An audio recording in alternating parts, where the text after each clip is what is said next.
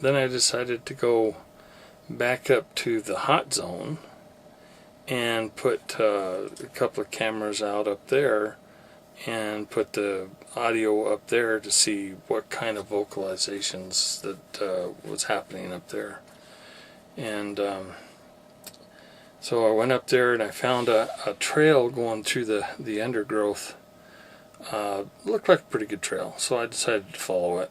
I went in just a little ways and found a little clearing, and I was thinking, well, this is a pretty good place to set my cameras and audio up. And I looked down, and here's this elk leg. You know, it's about 5 feet long. It's ripped off at the shoulder blade. You know, still had the shoulder blade bone. Most of the easy meat had been taken off of it. A lot of the ligaments and stuff like that looked like it would have been chewed on for a while. You'll see video of that. But you know, I was thinking this was a pretty cool find. However, you know, I was thinking, well, you know, could be bear, could be lion, could be jaguar. You know, don't know. Since there is supposed to be a jaguar up here. But then I got to thinking about it. What really has the power to rip off a front leg like that at the shoulder blade? You know, take the shoulder and all. Like, it's just like somebody popped a chicken wing when they're eating chicken, you know. Could a cat do that? Could a bear do it? I suppose if they gnawed on the shoulder long enough, they could get up under the blade and sever the joint and the ligaments and so forth and finally get it off. But to me, it looked like it had just been twisted off. So I was putting my cameras on it, and I left the tape recorder on it. And just as I was finishing up, I was noticing blood on the ferns. So it was a fresh kill. There was still blood on the ferns and a little bit of a trail going into a deeper thicket. And I had my back to that trail when I was putting the camera up, and that's when I heard a big limb snap. You know, something was in there, and it snapped a limb.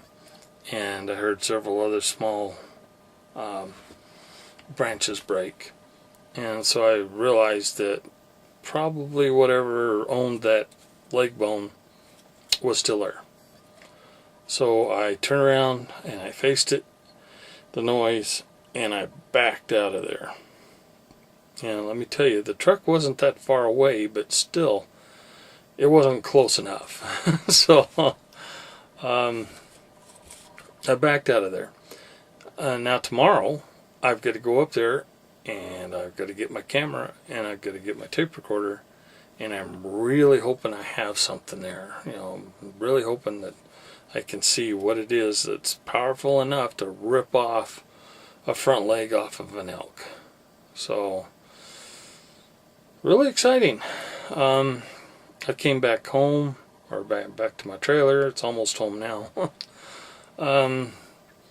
Nothing going on, so I decided to go out and make some phone calls to let everybody know that I'm still alive and still kicking.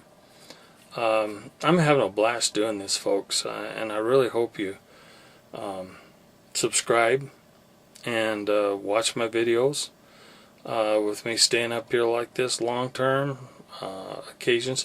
This is kind of like a trial run. You know, I'm making a list of everything that I think I need for long-term stays. It's a whole lot different than doing an overnighter or something like that. So doing it long-term, it takes a lot more planning. And tell you the truth, I am unprepared. I have plenty of food.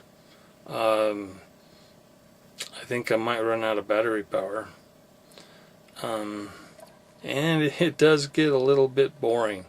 So I know I need to bring something to read or something to do. Next time I'm going to bring my laptop and So I'll be able to hook up and either write a novel or, you know, do something. Look at the pictures that I've collected during the day. You know, maybe edit some video so that as soon as I get back, I can post it on YouTube and you guys can see it earlier.